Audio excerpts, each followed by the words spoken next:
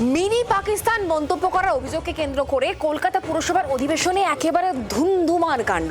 BJP councillor Sajal Ghosh তিনি যে কটাক্ষ করেন তারপর মেজাজ হারান কলকাতা পুরসভার মেয়র ফিরহাদ হাকিম, এবং তিনি এটাও বলছেন যদি তার বিরুদ্ধে অভিযোগ প্রমাণিত হয় তাহলে তিনি মেয়র পদ থেকে ইস্তফা দেবেন। চ্যালেঞ্জ তার। बंकिम दा का ये भाव सूत्र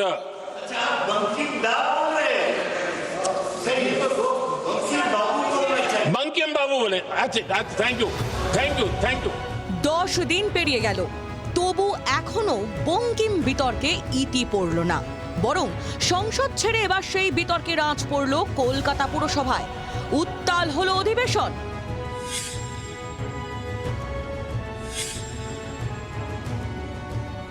সংসদে বন্দে মাতরম স্লোগানের নিষেধাজ্ঞা, সাহিত্য সম্রাটকে প্রধানমন্ত্রীর বঙ্কিম দা বলে সম্বোধনের বিরোধিতায় বৃহস্পতিবার কলকাতা পুরসভায় নিন্দা প্রস্তাব আনেন তৃণমূল কাউন্সিলর অরূপ চক্রবর্তী। তাতে অংশ নেন শাসক বিরোধী দুই পক্ষের প্রতিনিধিরাই। সব শেষে নিন্দা প্রস্তাবের সমর্থনে বক্তব্য রাখেন মেয়র ফিরহাদ হাকিম। বক্তৃতায় বিজেপিকে আক্রমণ করতে গিয়ে মেয়র শ্যামাপ্রসাদ মুখোপাধ্যায় প্রসঙ্গ টেনে বলেন, যারা পাকিস্তান চেয়েছিলেন তাদের সঙ্গে হাত মিলিয়েছিল হিন্দু মহাসভা। এরপরই মেয়রকে মিনি পাকিস্তান প্রসঙ্গ তুলে খোঁচা দেন বিজেপি কাউন্সিলর সজল ঘোষ। তাতেই মেজাজ হারান মেয়র। পাকিস্তান সমর্থক পরে হয়ে গেছিল ফজলুল হক, যিনি এখানেও ছিলেন, তার মন্ত্রিসভায় পেয়ে গেছিলেন হিন্দু মহাসভার সভাপতি।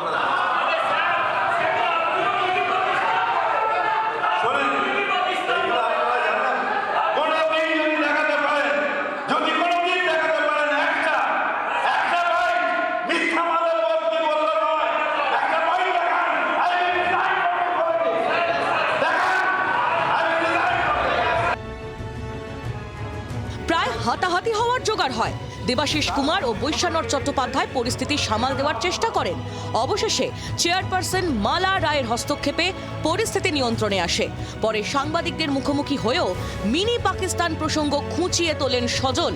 পাল্টা চ্যালেঞ্জ ছোড়েন মেয়র। আচ্ছা, পাকিস্তানি ইস্যুতে মেয়র উত্তেজিত কতদিন ধরে হবেন? কিছুই বলেনি, আপনারা দেখেছেন। আমি বলেছি উনি কাউকে একজনকে পাকিস্তানের সমর্থক বলছিলেন আর উনি নিজেই মিনি পাকিস্তান বলেছিলেন। আমরা আবার বাজিয়ে দেখিয়ে দেবো। একটা পার্টি যেটা অসভ্য বর্বর, সেই দলের কাছে আর কি আশা করা যেতে পারে? কোথাও যদি দেখিয়ে দেয় কোনো বাইটে যে এই কথা আমি বলেছি,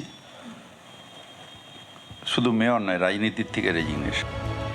এক বিতর্ক নিয়ে নিন্দা প্রস্তাবকে ঘিরে উঠে এলো আর এক বিতর্ক, তাতেও নিন্দার বন্যা। বাংলার আওয়াজ, বাঙালির আবেগ, জি 24 ঘন্টা।